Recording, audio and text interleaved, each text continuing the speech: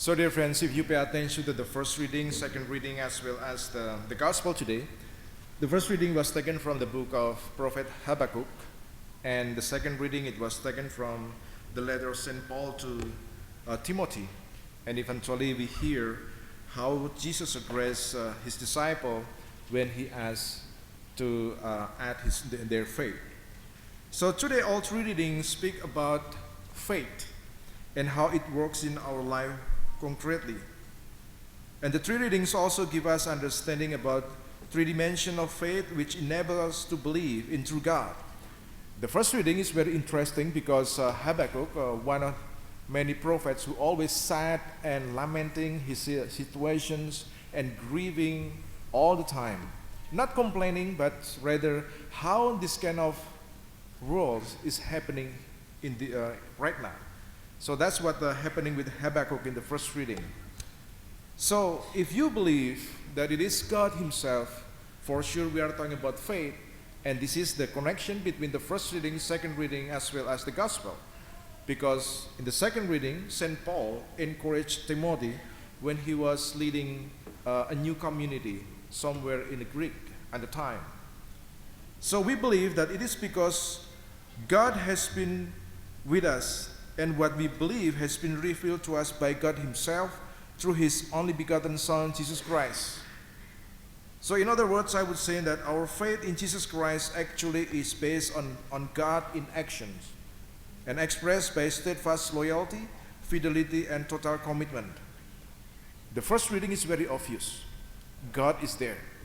God is always with Habakkuk. Now, at this point, in connection with the first reading as well as second reading and the gospel, I would like to give you a real example. Of course, it is not a made-up story, and I personally experienced by myself 10 years ago when I was a deacon, transitional deacon before my ordinations as a priest. So one day when I was doing ministry as a transitional deacon in my former parish, a friend of mine who is not a Catholic, and he was working with NGO, non-government organizations, and the topic it was for the human development. So he approached me and brought up several questions with a lot of curiosities about especially respecting life according to the Catholic Church. He asked me several questions about actual issues such as death penalty, euthanasia, and also contraception. And most recent and very political things is where, for sure, it is abortions. So now, the topic here, it was talking about human life, respecting human life. And it was his major job as a person who is working with non-government organizations. So the nature of his question actually is what the Catholic teaching says in regards to those particular issues. And in response to his questions, I said to him, so in the Catholic faith, and especially Catholic teachings, promote respect for human life. Since every human being has been created in God's image and his likeness, and for this reason also, every human being must be respected and treated as a person from the moment of conception.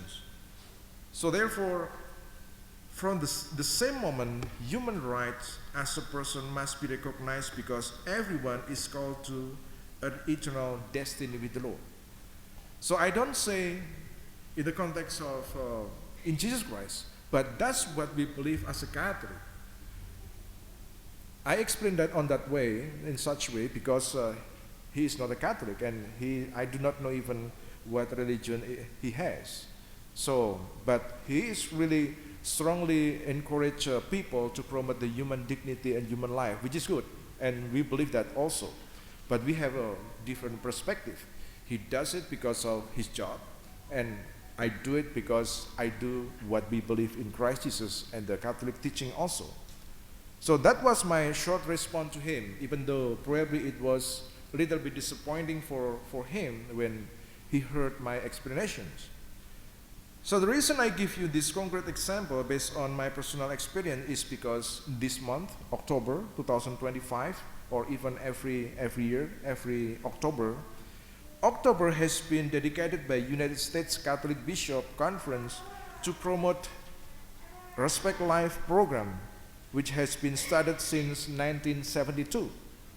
And as you can see also outside there, many people celebrating the refugee program and respect human life. So this program actually did not come out on the surface without any reasons. There was main reason behind this promotion because over 2,000 years, the Catholic Church has been steadfastly proclaiming respect for all human life at every stage. So it is our obligations that we must promote respect for human life, since the life itself is a gift from God. We are here because it is because of the gift God Himself that gave us. So dear friends, we are the receiver of life and we are the guardian of life. And we must respect our life as God Himself respects His creations.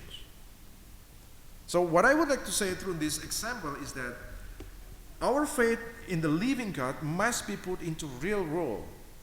It is not something that we embrace personally, because faith itself actually has social dimensions.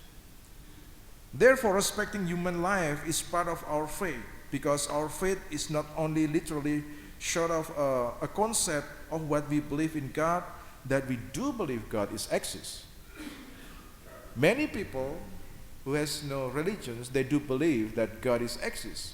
But what distincts our faith is we put into practice our faith in the Lord. Now, again, it is very important and it is very touching in our life. And that's why our faith in God always connects and represents our actions in our daily life. Otherwise, just like St. Paul said, faith without actions is nothing or useless. And it means that there is always consistency of what we believe in God and what we do in our actions. There are many things that we can do. We can help the needy. Many of you are so generous giving, for instance, food can to St. Vincent de Paul, or you donate many things. That's one we can do, or many examples that we can do for others. Faith requires actions. Now, in the gospel today, in relation with the gospel, through the parable, Jesus also emphasizes the necessity why our faith should be put into practice. Through the parable about a servant who served his master, Jesus gives us a lesson about humility and reminding us that as His followers, we are actually doers God's commandments. For sure it is, and for sure we are. So that's why in today's gospel, through the parable, we are expected to carry out the orders that Jesus gave us.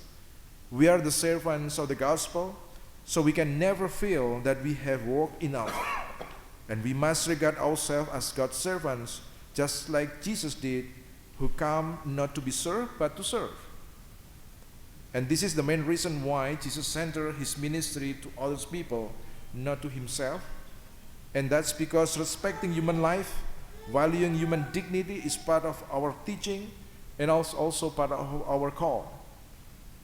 When we respect human life, we are simply serving God, because as we work for the Lord in actions, we do believe that God Himself works with us. So now, as we gather around at this holy place, we celebrate this Holy Eucharist this Sunday.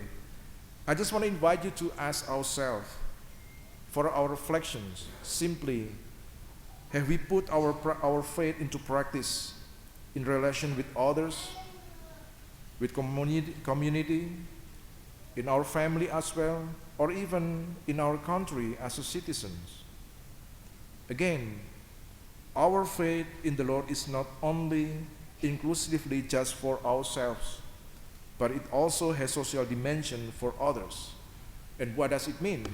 It means when we put into practice our faith, we are not only being the light for others, but also being the carrier of God's blessing for others. And that's not only for our fellow Christians or fellow Catholics, but also for those who do not believe in God. And that's the nature of our call as a Catholic, because faith must be celebrated not only personally but also communally.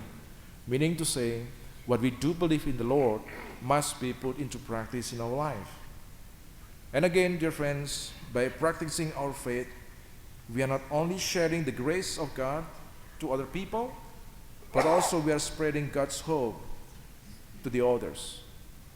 Today, as we learn from the gospel how the disciple asked God, asked the Lord to increase their faith, our faith must be put into practice just like what Jesus told his disciple.